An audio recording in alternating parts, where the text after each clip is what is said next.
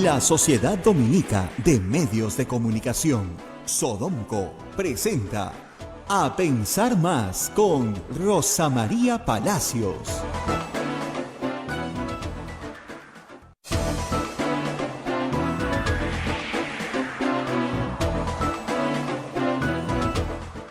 Muy buenos días, señoras y señores. Bienvenidos a Pensar Más con Rosa María Palacios a través de las emisoras de la Sociedad Dominica de Medios de Comunicación. La Sociedad Dominica de Medios de Comunicación, Sodonco, está integrada por Radio Santa Rosa en Lima, 1500 kilociclos en la AM, 105.1 en la FM al sur de nuestra capital. Radio Santo Domingo en Chimbote, Radio San Martín en Arequipa, Radio Veritas Cusco, Radio Cepagua Ucayali, Radio Quillabamba La Convención, Radio Madre de Dios en Puerto Maldonado. Estas son las emisoras dominicas del Perú, pero hay otras redes de radios amigas que se unen también. En Huánuco, Radio Huánuco, Ayacucho, Radio La Voz de Ayacucho, Puno, Radio Pública, Anca y Moro, Huancayo, Radio Cumbres, la radio del Arzobispado, Satipo, Radio Milenio, Abancay, Radio Estación Solar, Yurimaguas, Radio Oriente, Cajamarca, Radio Los Ángeles, Lampa, Radio San Valentín, Cerro de Pasco, Radio Activa, en Guanta, Radio Continental, Aemetagua nos ponen podcast en todo el Perú y el mundo, los aplicativos móviles, la página web de Radio Santa Rosa, www.radiosantarosa.com.pe y también tenemos el Facebook Señal en Vivo y el YouTube también Señal en Vivo. Hoy es 14 de mayo del año 2021 y ya estamos conectados con Rosa María Palacios, a quien saludamos. Rosa María, ¿cómo estás? Muy buenos días. Buenos días. Muy buenos días, Abel. Muy buenos días a toda nuestra audiencia en el Perú y en el mundo. Pero antes de conversar con ustedes de política local, vamos con nuestros auspiciadores. Por segundo año consecutivo, la Pontificia Universidad Católica del Perú obtuvo la mejor evaluación de todo el país en el cumplimiento de los objetivos de desarrollo sostenible por el ranking Times Higher Education Impact 2021. Nuestra universidad lideró 13 de los 17 objetivos que plantea la Organización de Naciones Unidas. Y luego tenemos, por supuesto, nuestros auspiciadores, los colegios dominicos del Perú. Colegio Sagrado Corazón Sofianum, 74 años al servicio de la educación en Arequipa, formando integralmente a la niñez y juventud desde la pedagogía de la luz y verdad. El proceso de admisión para el año 2022 está abierto. Colegio Sagrado Corazón Sofianum, formamos en luz y verdad. El colegio privado bilingüe Reina de los Ángeles, situado en La Molina, Lima, tiene como meta la educación en las virtudes cristianas para construir una sociedad más humana, más fraterna y más feliz. El colegio bilingüe La Asunción, perteneciente a la Congregación de las Hermanas Dominicas de la Inmaculada Concepción, ubicado en Trujillo, La Libertad, brinda una educación a jóvenes y niños basada en las virtudes y en la espiritualidad dominica. Colegio Santa Anita brinda educación católica desde el diseño curricular Luz y Verdad. Es una gran opción a los papás que buscan para sus hijos una educación de calidad con valores. Cuenta con docentes en el manejo de los entornos virtuales de aprendizaje para el desarrollo de habilidades de los alumnos que los hagan competitivos en la sociedad. Muy bien, estos son nuestros auspiciadores el día de hoy, Abel, y vamos a conversar sobre el caos que se ha armado en la tienda del señor Pedro Castillo. Para los que decían que no tenía equipo técnico, se equivocaron. Tiene más equipos que la Copa Perú. Un equipo, otro equipo. Y lo interesante de esta historia es que estos equipos se enfrentan en las redes sociales, se pelean en las redes sociales. Eso es una cosa impresionante. No hay un plan, hay 3 planes. No hay un equipo, hay 3 equipos. ¿De qué se trata esta historia? Hace un par de días, Marcos Cifuentes contó en la Encerrona que tenía conocimiento de esto, de que habían varios que trabajaban, pero como estamos viendo, aparentemente sin conocerse entre ellos, sin tratarse entre ellos. Por un lado está el señor Cerrón, Vladimir Cerrón, con su ideario programa. Ojo, no es solo un ideario, es un programa.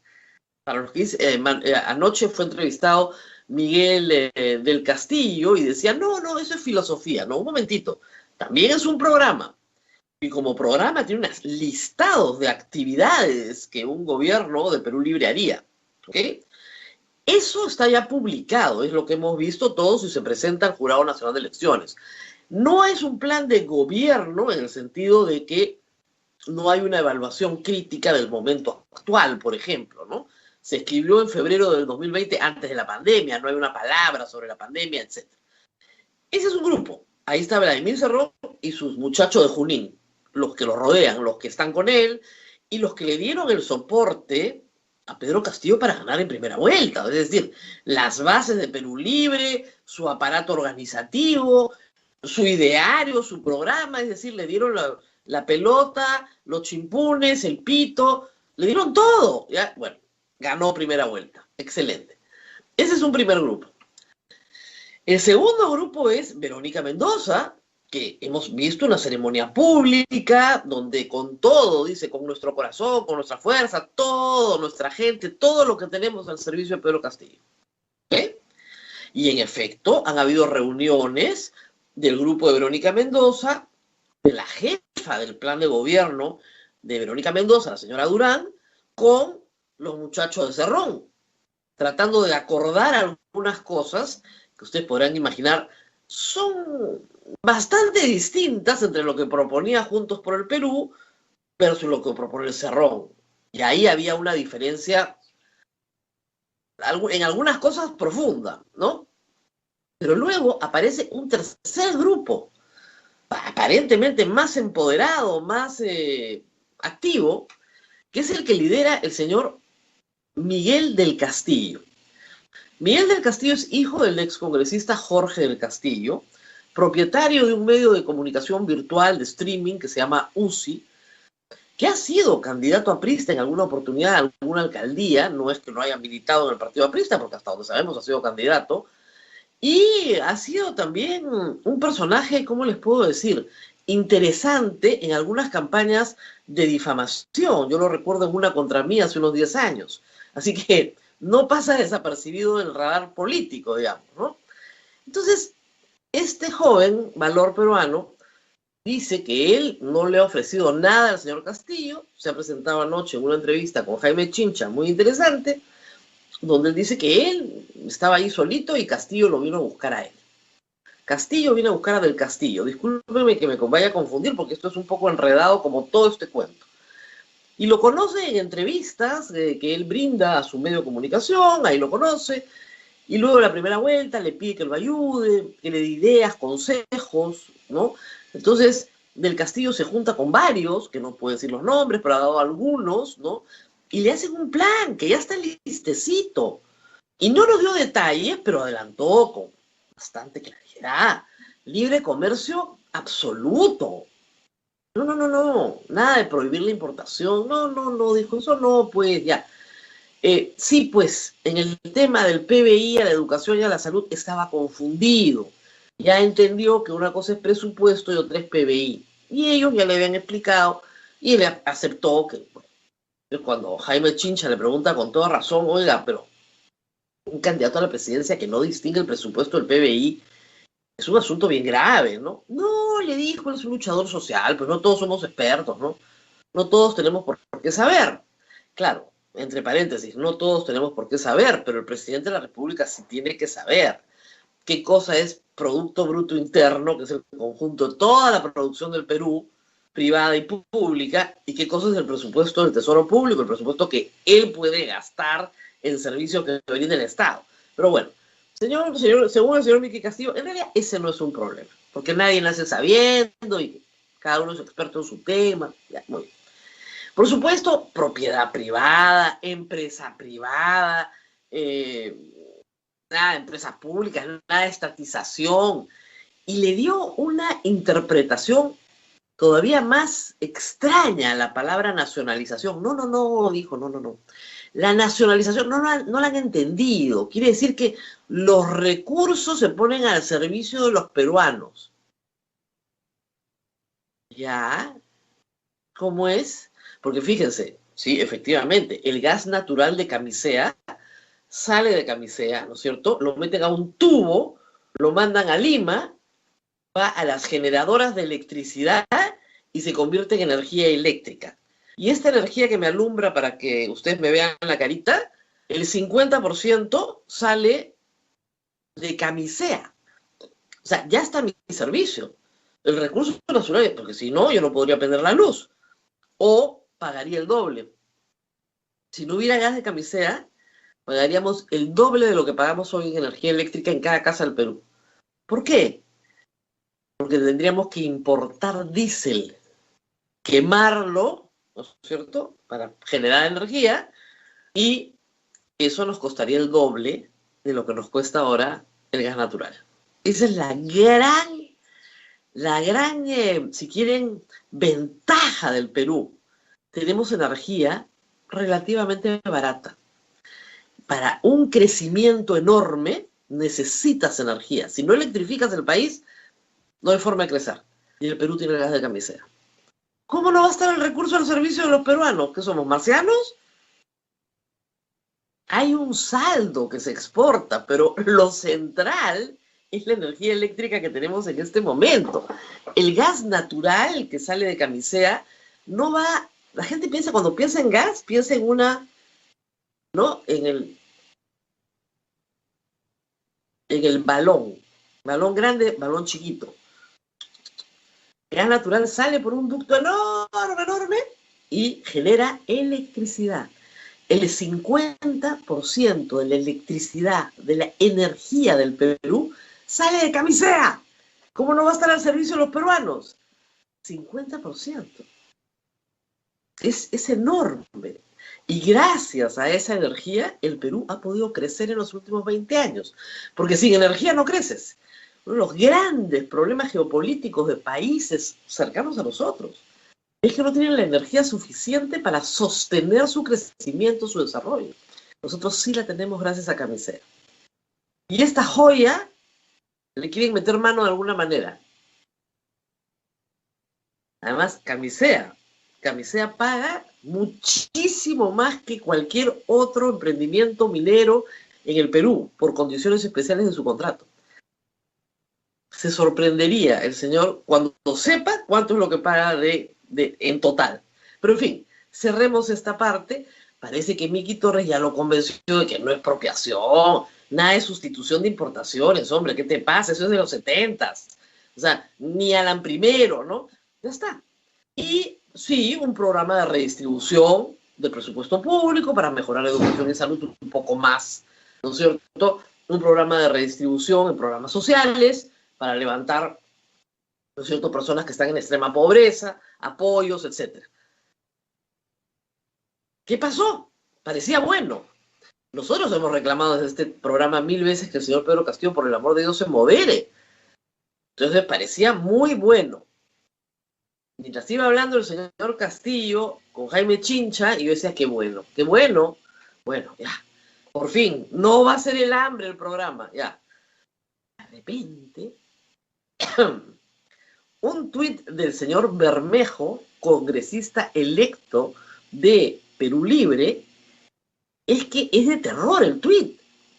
El hijo del tío George, este sujeto, una farsa de los medios fujiapristas. ¡Ay, qué pasó! Falso. O sea, lo descalificó mal descalificado. Como le habían preguntado a Del Castillo por Pedro Franque, dijo, sí, él está trabajando, después aclaró, en otro equipo. Pedro Franque saca un tuit diciendo, yo a este señor no lo conozco, no lo he visto, no lo he saludado, no le he dado nada de nada, pone, nada de nada, no lo conozco, chao. Luego salió un comunicado de Perú Libre, casi en simultáneo también, diciendo que efectivamente van a tener un plan de los primeros 100 días. Y si su coordinador es el señor Nájar, me parece. No es plan 200, no está Miguel del Castillo, el coordinador no es sino el señor Nájar. O sea, lo que nos está diciendo, creo, porque todo esto hay que interpretarlo, el señor Castillo, es que sí va a tener un plan, como un plan operativo, solo para los primeros 100 días. Nada más. No desconoce el ideario programa, Es decir, no hace una hoja de ruta, un asunto que le escarapela la piel y irrita a la izquierda peruana porque los hace recordar a Ollantumala, pero sí hace una hoja de ruta, efectivamente lo que está haciendo es eso, cuyo además contenido en este momento es desconocido. Y estamos discutiendo sobre algo que no conocemos. ¿Qué conocemos? Conocemos lo que ha hecho Cerrón, conocemos el plan de Verónica Mendoza. Verónica Mendoza perdió con ese plan, no ganó con ese plan.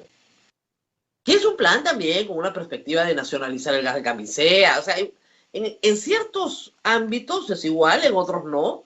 O sea, no se le había ocurrido lo de la sustitución de importaciones, de repente le parece una idea brillante. Y finalmente el plan del señor Castillo, que no lo hemos visto, pero él ha soltado ya algunas ideas. ¿No es cierto? Libre mercado, él ha soltado la idea de cero expropiaciones, él ha soltado la idea de libertad, libertad de expresión, libertad de precios, libertad de mercados, absoluta libertad y redistribución. ¿Con cuál plan nos quedamos? El hombre de muchos planes. Yo anoche hice una encuestita, al toque, ayuden. Los tuiteros, que no representan a nadie, creen que el plan de Verónica Mendoza es el mejor. Hasta ahora, el de Cerrón pierde como en la guerra. Y creo que eso es un indicador de algo que es bien importante. La gente que vota por el señor Castillo en primera vuelta no conoce el plan de Cerrón. Porque el plan de Cerrón tuvo muy poca difusión en la primera vuelta. Está colgado en la página web del Jurado Nacional de Elecciones. Pero cuando el plan de Cerrón ha tenido mucha difusión en la segunda vuelta, el entusiasmo por el señor Castillo se detiene en ese plan. Es decir, la gente quiere votar por él, pero con ese plan ni hablar, porque, reitero, ese plan es el hambre. Ese plan es condenar al Perú a un retraso de décadas, probablemente. O sea, ¿cómo les explico? En la economía es así. Cuando lo hacemos bien, nos demoramos poco a poco, cada año, 10 años en salir del bache. Poco a poco. Cuando lo hacemos mal, y lo hacemos mal de vez en cuando, en ese quinquenio retrocedemos 40 años. Con Ana García fueron más. Ese es el problema. Entonces, darte el lujo de hacerlo mal, porque ya nos toca hacerlo mal, de vez en cuando nos toca hacerlo mal, es un lujo que no nos podemos dar, menos saliendo de una recesión. Estamos en recesión todavía, estamos saliendo de una recesión, con un crecimiento negativo de -11 el año pasado. O sea, no es el momento, no somos tan ricos para hacer ese experimento. Ese es el problema. En otro momento, cuando un país es riquísimo, a veces, claro, hace estos experimentos, ¿no? Somos pobres, pues. Y los pobres no experimentan con la plata, la cuidan. Si no es el hambre. Pero bueno, como no podía ser de otra manera, hay que señalar también que nuestro Congreso tenía que competir con la campaña electoral, hombre. No podía quedarse atrás. Ayer ha sido penoso. Bueno, primero en la mañana, una moción de censura contra la mesa directiva para sacar a Sagasti de la presidencia del Perú. Se van en 50 días, 60 días, ¿no? O sea, tenemos junio, 28 días de julio, 58 más 60 días. 60 días ya se van, chao, se fueron. Los señores congresistas han tenido que votar ayer y, por supuesto, perdió una moción de censura contra la mesa directiva que incluye a Sagasti y a Mirta Vázquez para que se vaya toda la mesa y nombren una nueva mesa. Porque el señor Sagasti es un incompetente. Están anunciando la vacunación de personas de 60 años y el señor Sagasti es un incompetente. Ya vacunaron al 5% de la población y el señor Sagasti es un incompetente. Anoche han llegado 700.000 vacunas más y ahí lo quieren vacar. Un congresista que se quiere hacer famoso, que quiere su cuarto de hora de gloria, ¿no es cierto?, que se conoce en el Congreso, el congresista de Pucallpa, básicamente por la cantidad de problemas que tiene con la justicia por no querer pagar una pensión de alimentos de 350 soles. Ese señor es el que quiere vacar al presidente de la República. como les digo, su cuarto de hora de gloria. El congresista González Tuanama, que entró por Somos Perú y ahora pertenece a otra bancada. No quería pagar 350 soles de pensión de alimentos, ya otorgada por el juez. Omisión a deberes de asistencia familiar, 350 soles. O sea, esa es la catadura moral. Y luego tenemos, digamos, si las cosas van a estar mal, ¿por qué no estar peor, no? El Congreso ayer ha dedicado tiempo, y va a dedicar mucho más tiempo, a una comisión de científicos que salen, ¿no es cierto?, del hemiciclo nacional. Deberíamos estar orgullosísimos. Un grupo de expertos que van a determinar el diámetro del poro del huevo. No, más fácil todavía. Si sirve o no sirve el dióxido de cloro para combatir el COVID. Una comisión investigadora para establecer si sirve o no sirve el dióxido de cloro.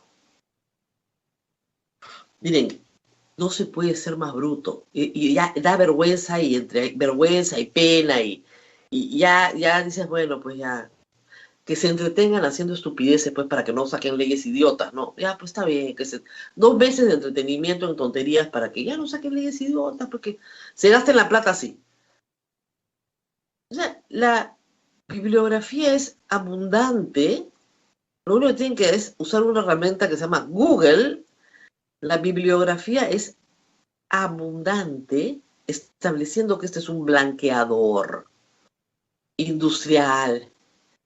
Nada más. Y que no sirve absolutamente en ninguna forma como medicamento. No ha curado nada. La ivermectina por lo menos mata a los parásitos. Este no cura nada. Nunca se ha usado como medicamento en ninguna presentación, ni en ninguna dosis. No es medicamento. Nunca, jamás. ¿Ok? Entonces, no es medicamento. No tiene ningún registro en ningún lugar del mundo, del planeta, como medicamento. A alguien se le ocurrió en estos grupos de científicos que tenemos, que quieren desafiar todo, porque nada es bueno y todo es producto de una conspiración mundial. A alguien se le ocurrió que tomar blanqueador era una cosa que, bueno, te mejoraba pues los intestinos, te los dejaba blanquitos, ¿no? No solamente no sirve para nada por el COVID, sino que puede ser dañino para la salud. O sea, es más grave todavía. Y estos señores congresistas ayer han votado a favor, o sea, ha habido una mayoría que ha formado una comisión investigadora. O sea, el problema ya del Congreso no es un problema ya de maldad o de bondad o de corrupción o de perversidad, es un problema de coeficiente intelectual.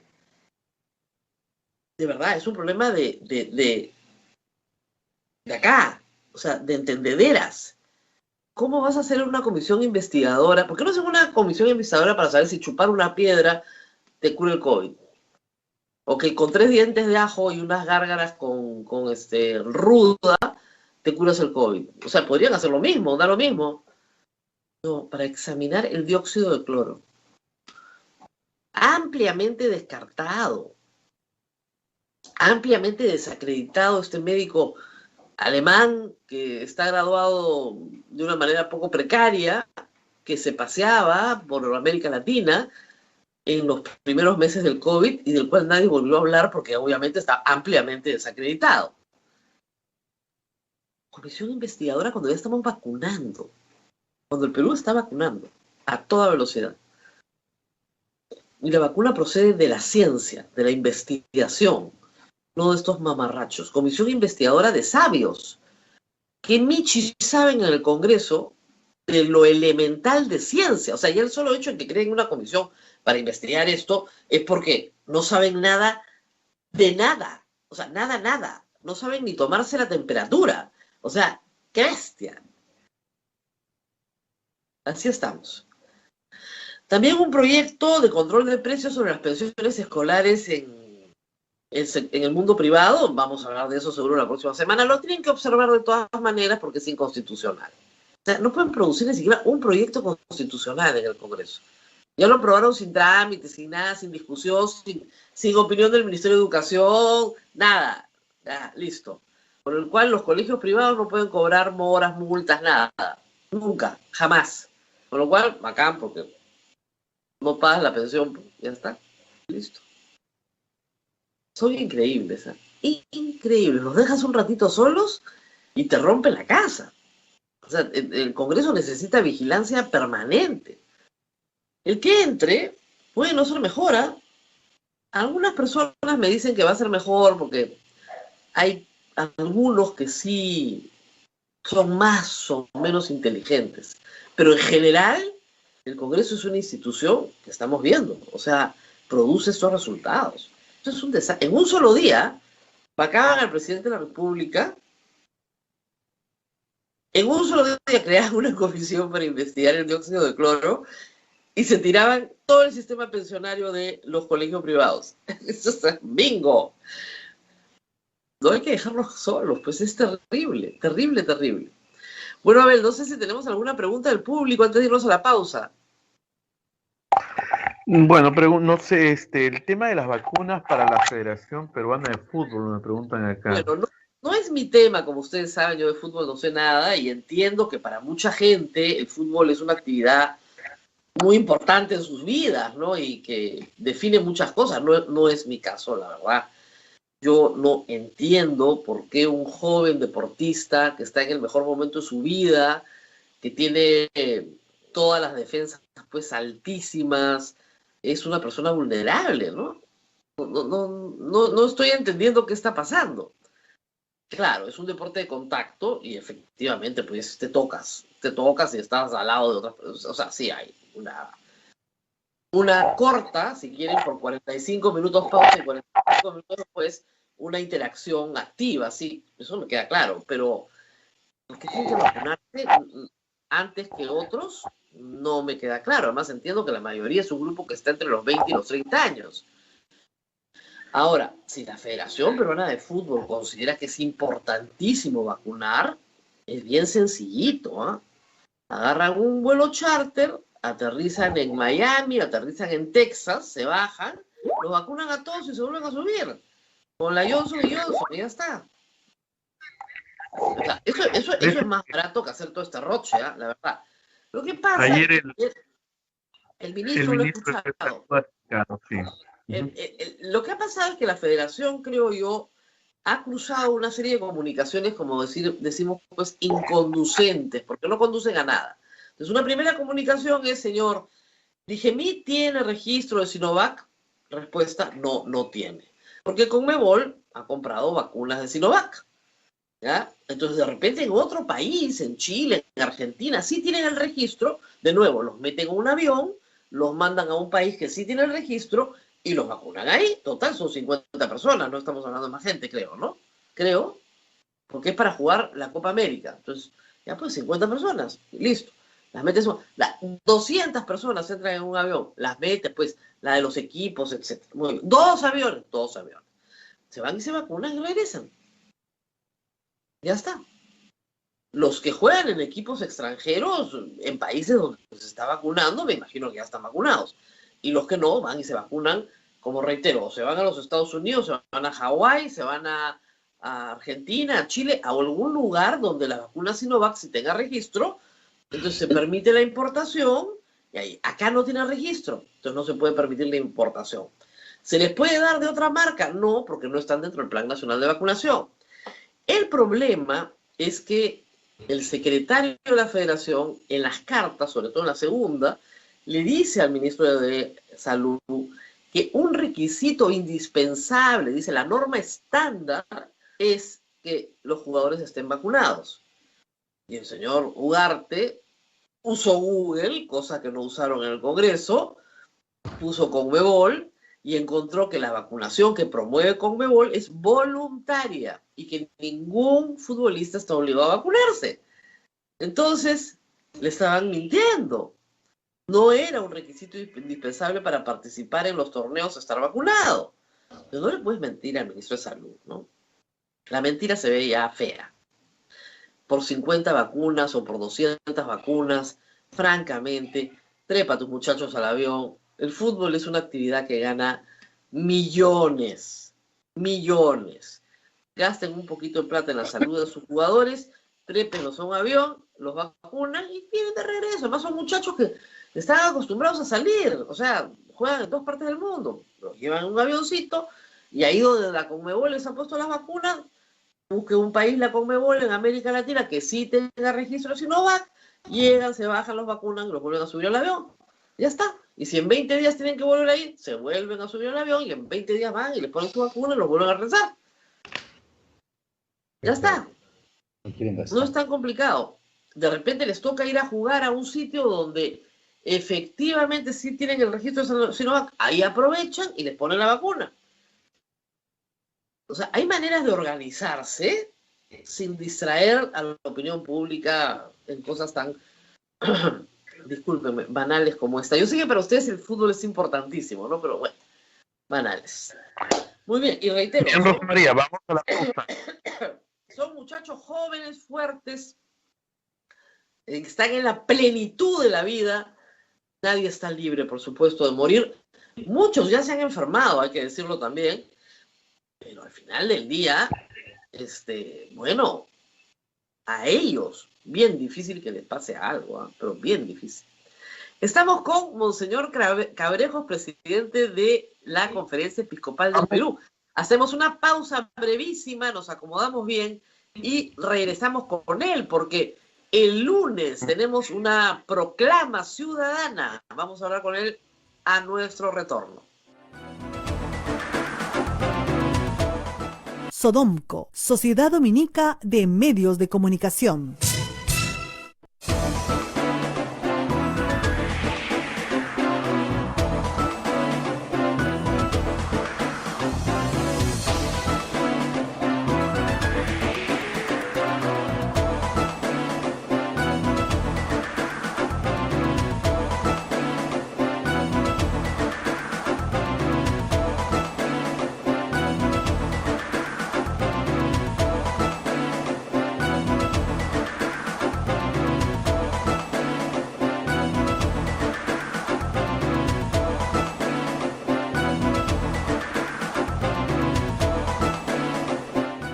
Continuamos con A Pensar Más a través de las emisoras de la Sociedad Dominica de Medios de Comunicación. En Lima nos escuchan por Radio Santa Rosa, Chimbote Radio Santo Domingo, Arequipa Radio San Martín, Cusco Radio Veritas, Ucayali Radio Cepagua, La Convención Radio Quillabamba, Puerto Maldonado Radio Madre de Dios, emisoras dominicas del Perú. Se une otras redes radios amigas en Huánuco Radio Huánuco, Ayacucho Radio La Voz de Ayacucho, Puno Radio Pública, Ancash Radio Moro, Huancayo Radio Cumbres, la radio del Arzobispado, Satipo Radio Milenio, Abancay Radio Estación Solar, Yurimaguas Radio Oriente, Cajamarca Radio Los Ángeles, Lampa Radio San Valentín, Cerro de Pasco Radio Activa, Guamta Radio Continental.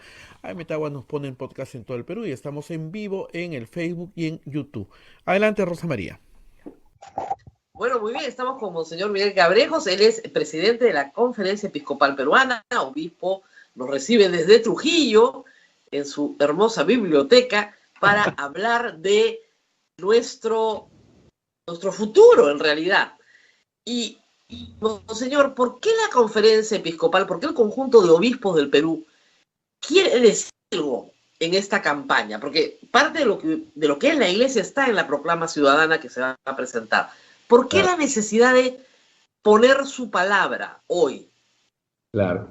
Mire, a ver, primero la Iglesia tiene como dos brazos, por decir así, de accionar. Un brazo netamente evangelizador, o sea, cuestión pastoral, y el otro brazo es la acción pastoral en la vida de la gente, o sea, el accionar en la vida cotidiana. Y entonces, eso se puede resumir o entender en ese pensamiento del apóstol Santiago: muéstrame tus obras, te mostraré tu fe.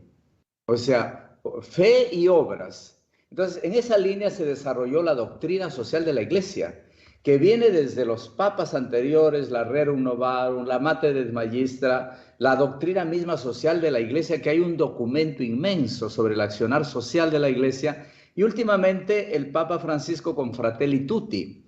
Entonces, viendo la realidad, viendo la situación tan complicada del Perú, la Iglesia, claro, somos parte de la ciudadanía, somos parte del Perú y hay una preocupación para que se respeten los grandes valores democráticos de hoy, de ayer y de siempre. Valores democráticos, valores institucionales, el Estado de Derecho, la libertad de poderes del Estado, o sea, todo ese conjunto que se conoce como el ámbito político, pero dentro de la doctrina social de la Iglesia. Y creo que eso es sumamente importante que lo entiendan. Y los obispos, perdón, solamente... Me quería preguntar, hay personas que me dicen, pero ¿qué se meten los curas en política, pues? Ellos han apañado durante 2000 años cualquier cosa. ¿De cuándo se volvieron democráticos? No. Bueno, hay que escuchar a todos, es otro de los grandes principios de la Iglesia, escuchar, pero la Iglesia nunca, y la Iglesia está prohibida, por decir así, que haga política partidaria. O sea, nadie puede dice, no, yo soy de este partido o del otro. La Iglesia dice, defendamos esto, pero sí la gran política, o sea, lo que está basada en principios, en valores. Si la Iglesia no defiende, por ejemplo, a la gente vulnerable, a la gente pobre, los valores democráticos, entonces está por gusto, está pintada desde el aspecto social. El otro es el evangelizador, ciertamente, pero son paralelos. Esa carta del apóstol Santiago, muéstrame tus obras, te mostraré tu fe, es clarísimo, ¿no? Entonces, por ahí va el tema y ciertamente los obispos, esa proclama que usted menciona, es importante también decirlo, ha sido consensuada, primero por un consejo permanente y después por la asamblea en la cual usted estuvo invitada en la primera parte para un análisis político. También es bueno que sepan que antes de hacer algo invitamos a gente experta como ustedes, periodistas de mucho nivel, de analistas políticos, politólogos, para que nos expliquen también, y de ahí vienen las tomas de decisiones y la de posición.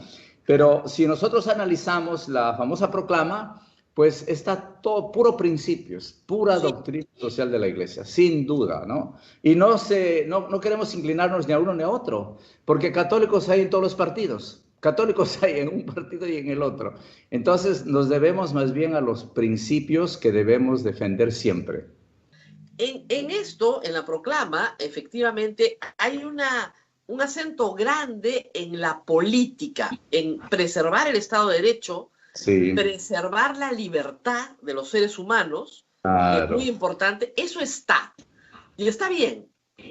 Pero, monseñor, ¿quién se puede oponer a eso?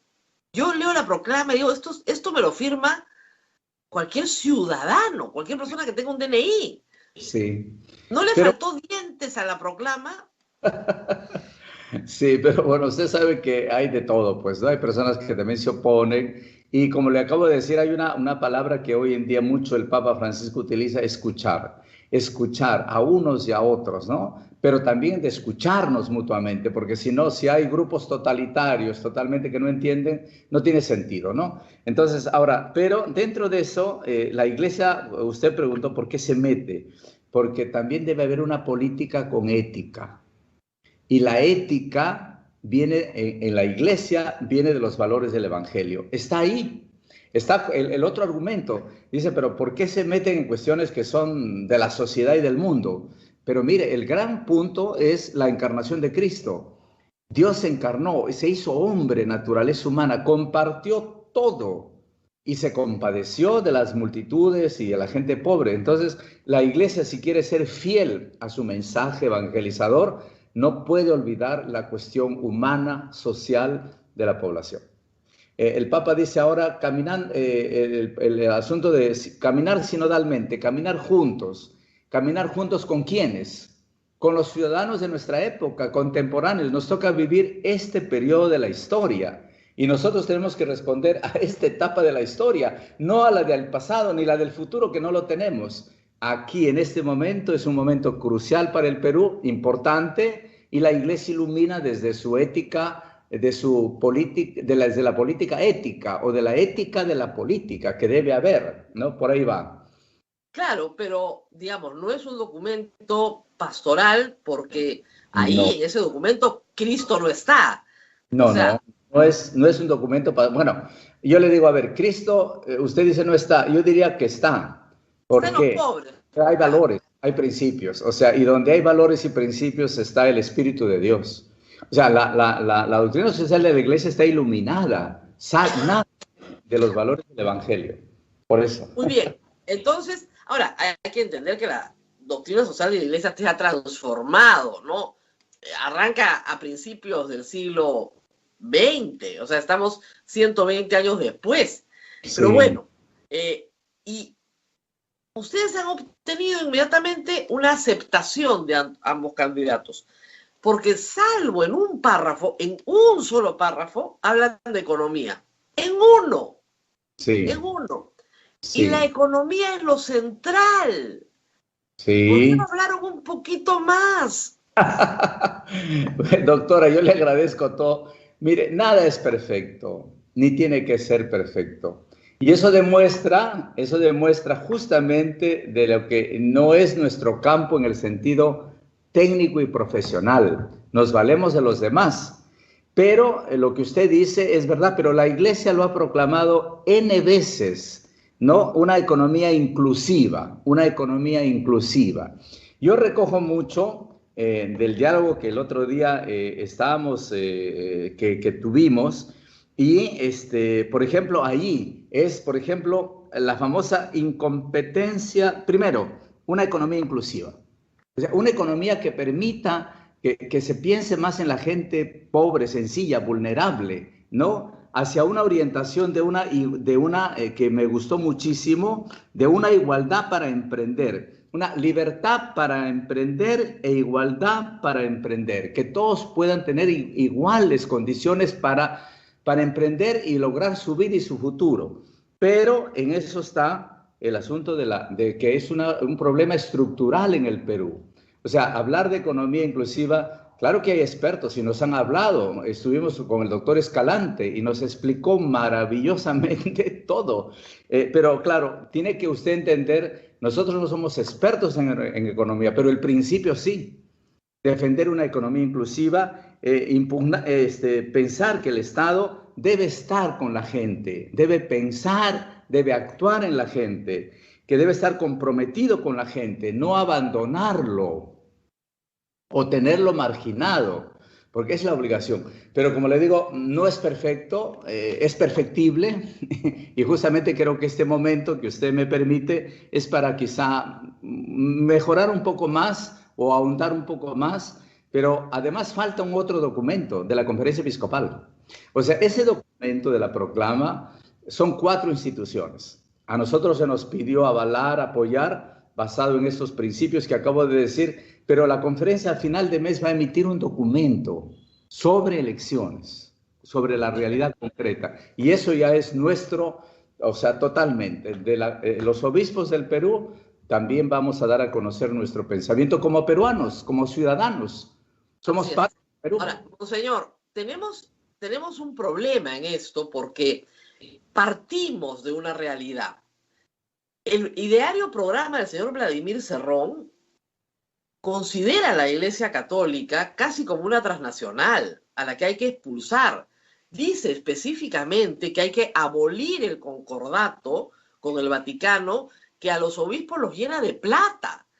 Eso es mentira. Yo lo he explicado en el programa, es mentira. Es falso, totalmente. Pero esa es la plataforma de uno de los candidatos. Claro, pero está totalmente, mire, como usted acaba de decir, es mentira, está totalmente equivocado. Yo pienso que hay una ideología detrás, sin duda, pero ¿por qué? Porque, mire, primero el fenómeno religioso. El fenómeno religioso no es solo la Iglesia Católica.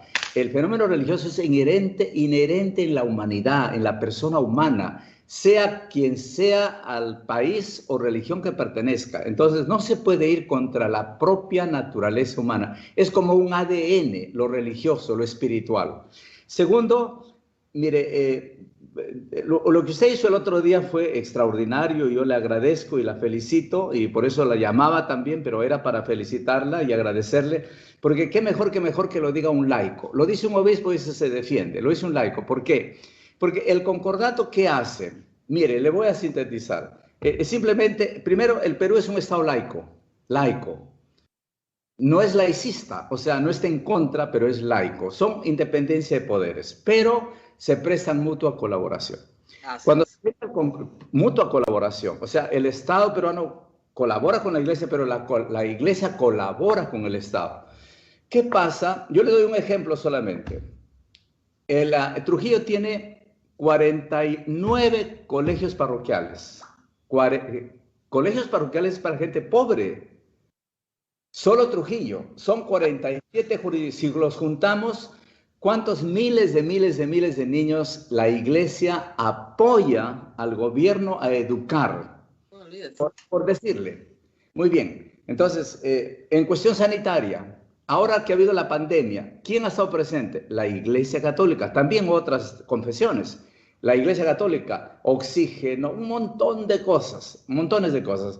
Entonces, tener ese pensamiento de abolir algo que es más bien de mutua colaboración, es de un Estado con otro Estado, es totalmente irresponsable para mí. O sea, es no conocer la historia, o es desconocer la historia, o obedece a una ideología pues totalmente radical. Pero eso es una pena realmente, porque nosotros, digan lo que digan, vamos a seguir ayudando a la gente pobre, vamos a seguir colaborando con la educación, vamos a seguir ayudando en cuestión sanitaria y en muchísimas otras cosas más. Así es. Pero bueno, o sea, de un lado tenemos ese problema. De otro lado tenemos el problema de la promesa. ¿Qué sucede? Bueno, somos humanos, pues, monseñor, y la gente muchas veces no cumple sus promesas. Sí. Keiko Fujimori prometió ante el país una serie de cosas en 2016. Hemos revisado esas cosas, no cumplió ninguna. No respetó la libertad de expresión, interfirió en procesos judiciales. Entonces, tenemos de un lado un candidato apadrinado por una persona que no tiene el más mínimo respeto por la Iglesia Católica, y del otro una señora que ya nos ha demostrado que firma papeles que no cumple. ¿Cómo llevarlos? O sea, ¿con qué propósito llevarlos a esta mesa a que respeten a las instituciones que los convocan en primer término y en segundo término cumplan sus promesas? Mire, yo haría lo siguiente, desde el punto de vista, claro, de la Iglesia, ¿no? Hay una frase que quizá a usted le va a causar gracia, ¿no? O risa. Hay una frase famosa que dice, todo santo tiene su pasado. Todo pecador tiene un futuro. ¿Me entiende? Todo pecador tiene un futuro. Es una frase que se aplica, puede aplicarse a todos. A todos. A todos. Ahora, ¿qué significa? Pues si ciertamente no han cumplido o están equivocados, hay que invitarles primero a ambos, ¿no? Que tengan esa visión amplia. Por ejemplo, al señor Cerrón, decirle, la cuestión religiosa está en el ADN de la persona humana. Segundo, a Keiko, decirle, bueno, si eso fue antes, conviértete, pues, cambia. Es caminar. Pero va a tener que echar agua bendita, monseñor, para que se convierta. No importa, pero, claro, porque ¿qué vamos a hacer? Dígame, el pasado ya no lo tenemos. Tenemos solo el presente, el futuro tampoco. Entonces, decir ahora, muy bien, que haga esa promesa, que cumpla, porque es por el bien del Perú. Como hace mucha propaganda, dice, no pensamos en este, en el otro. No pensamos ni en este candidato ni en el otro. Pensamos en el Perú, pensemos en el Perú. Los únicos que podemos hacer grande el Perú somos nosotros como peruanos, como ciudadanos. No hay otros. Entonces, eso es importante tenerlo presente. O sea, siempre hay una posibilidad, ¿no? Todo santo tiene todo su pasado, todo pecador tiene un futuro, o sea, un futuro de esperanza. En este programa usamos mucho la frase, los pecados de los otros no te hacen santo. Esa es nuestra favorita, porque acá en el Perú, pero me gusta la suya, todo santo tiene su pasado. Es que es verdad, pues para ser santo primero tienes que ser pecador, si no, no hay forma. No, es producto de una conversión. Exacto. Y todo pecador tiene futuro. Entonces, ¿usted cree que ambos candidatos pueden convertirse, los dos? Yo no creo que ambos candidatos, sino que hay que invitarlos Ok. que se conviertan, que es muy distinto, porque si yo creo me puedo equivocar y ellos no, pero sí invitar insistentemente que cambien de actitud. O sea, a la iglesia, mire, la iglesia católica tiene 20 siglos de gobierno ininterrumpido. No la van a destruir, no, porque la fundó Cristo, la fundó Dios.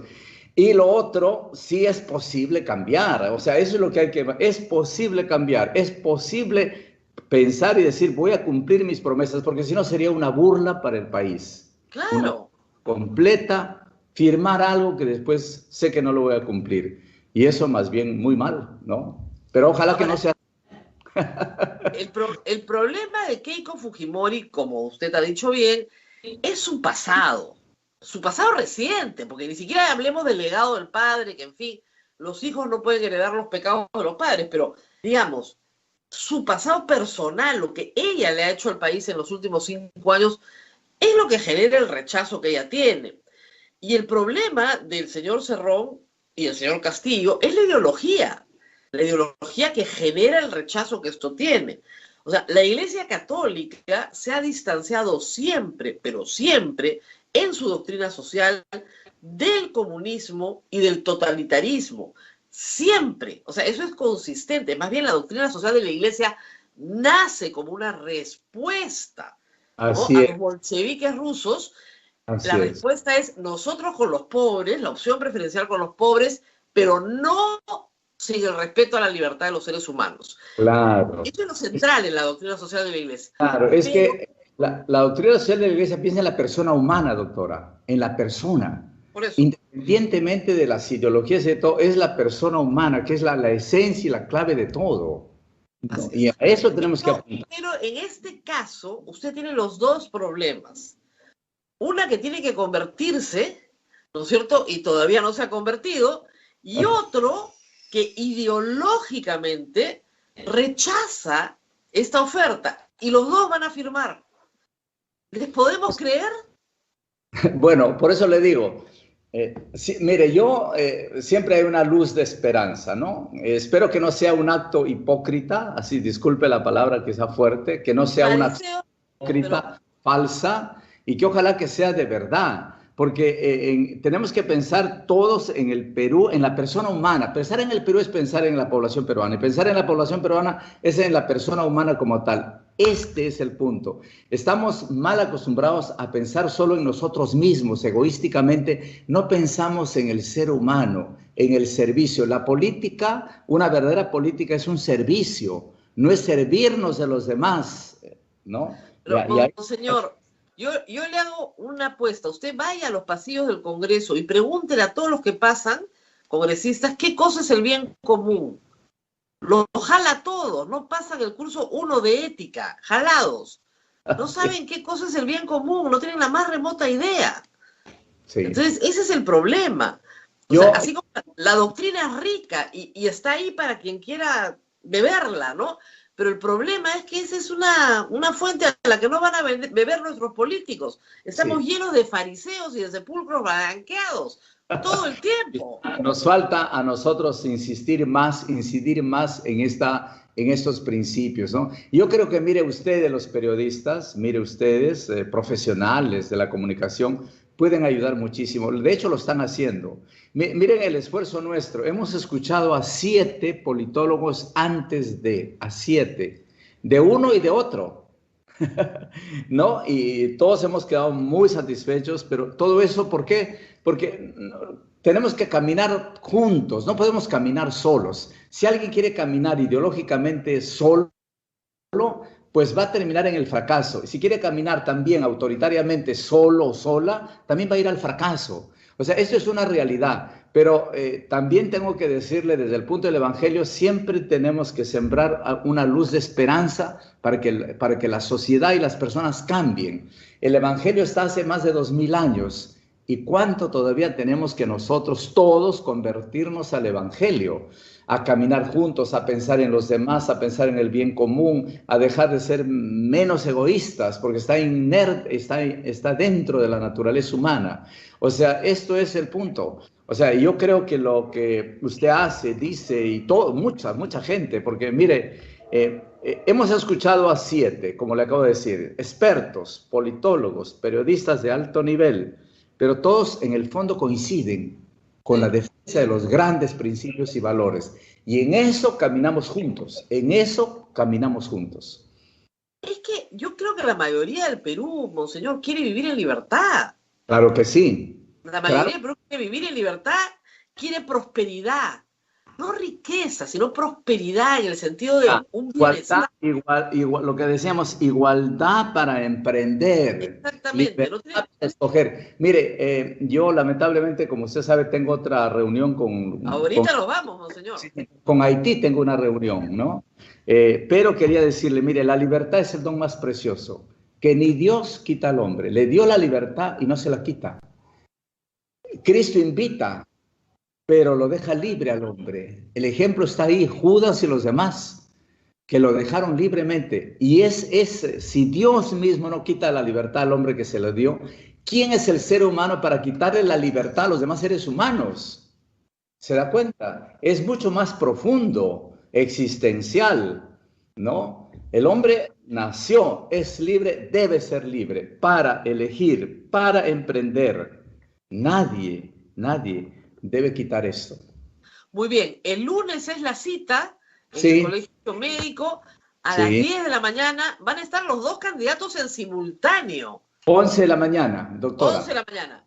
En el auditorio del Colegio Médico del Perú. Claro, y van a estar los dos candidatos en simultáneo. Sí. Felizmente van a estar ustedes ahí. No, yo, mire, como usted sabe, va a estar el cardenal Barreto como moderador. Yo tengo esta semana que viene la asamblea del CELAM, acá en Trujillo.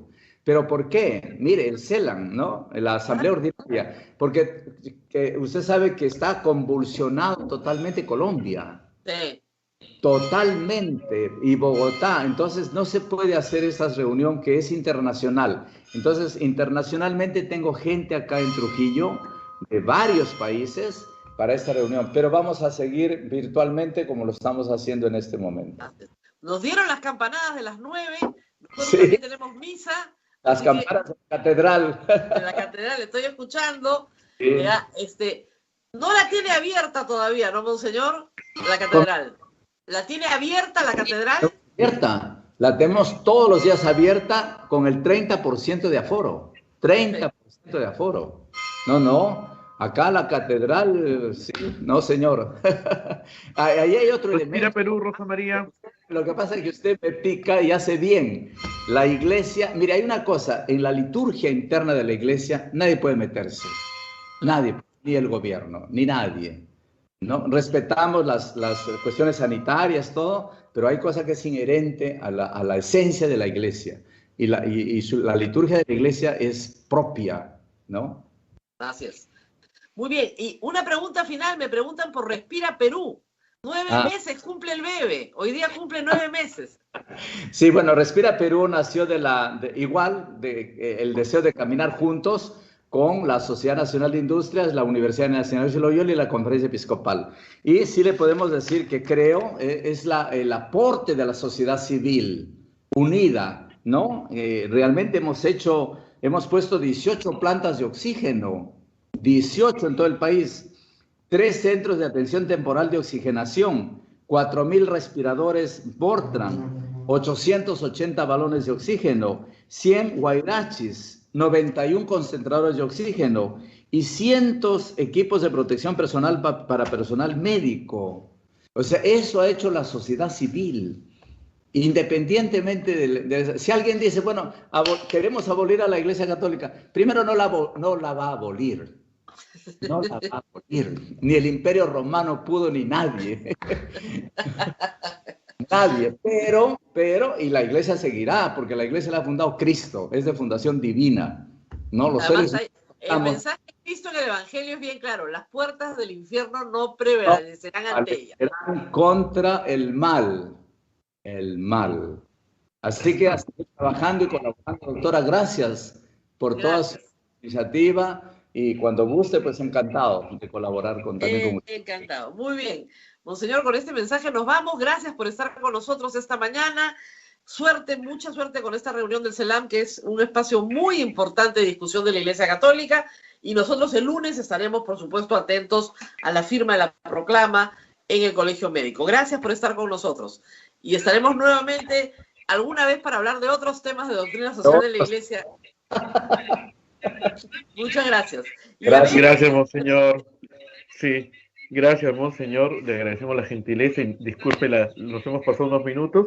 Rosa María, las personas piden hablar un poquito sobre este tema que importante, ¿no? Sobre la doctrina social de la Iglesia, que Bueno, es bueno conversarlo. Vamos a ver cómo programamos algo para que nuestros oyentes a veces mire, la doctrina desconocen social de la el Iglesia tema. responde a casi 120 años de historia.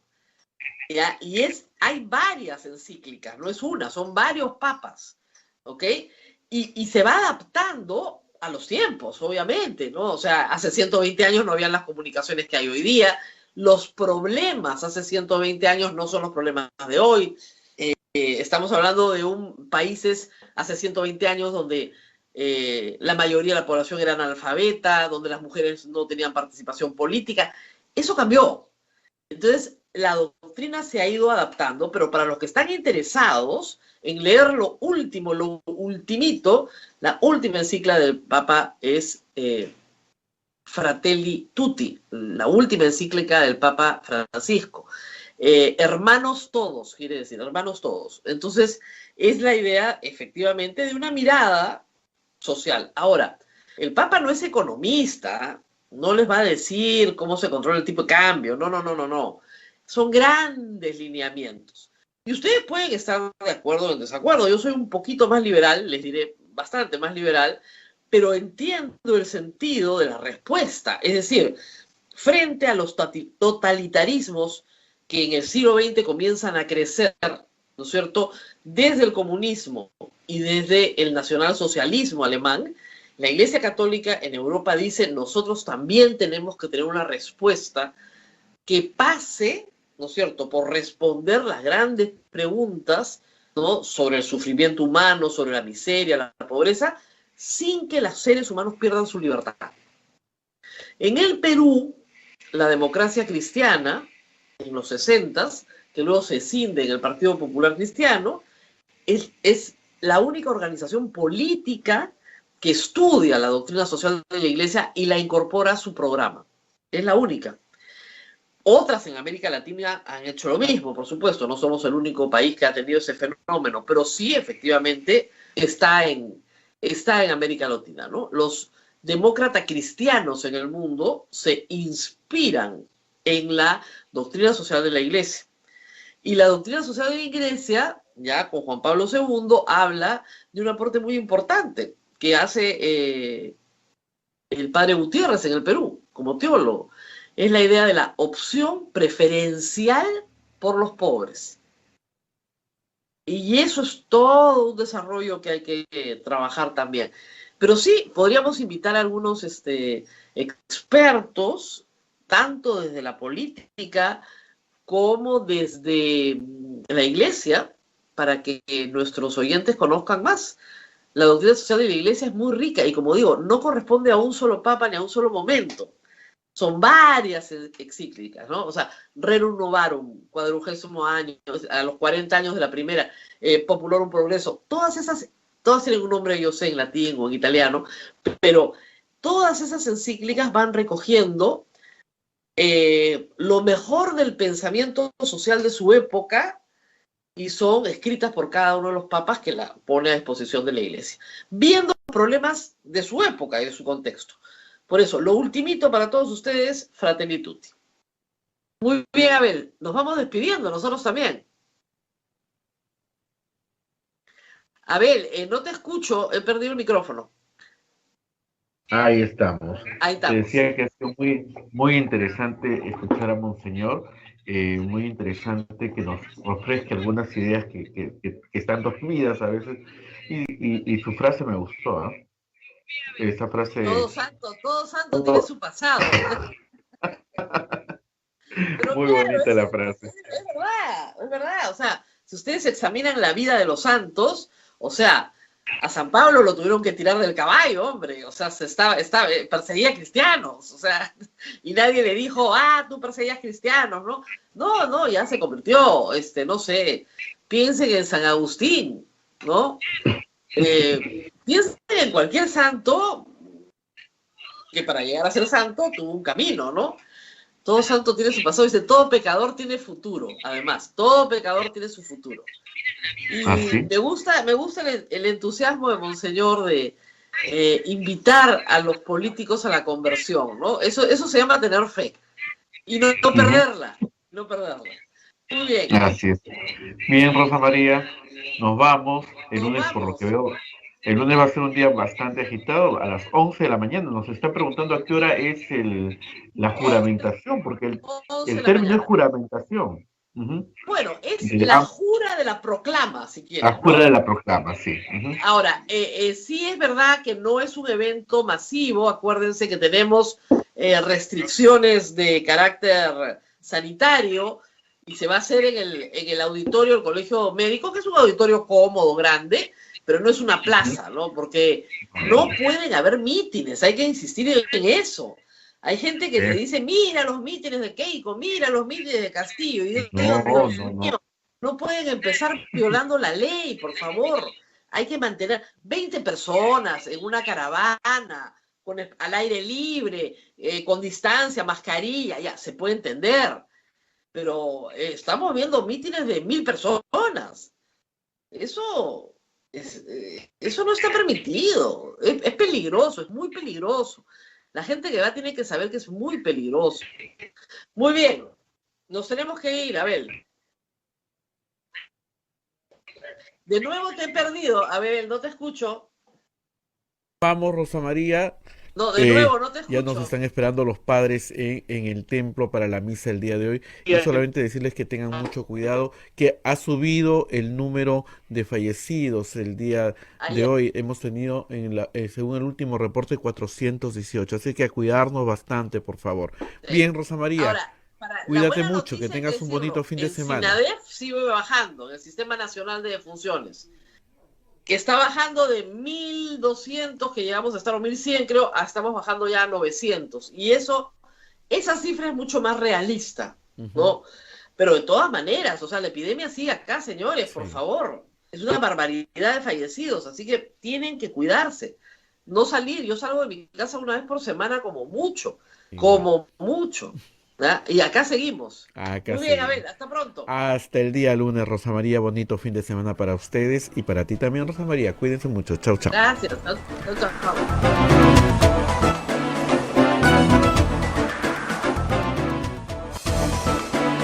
Hasta aquí, A Pensar Más con Rosa María Palacios.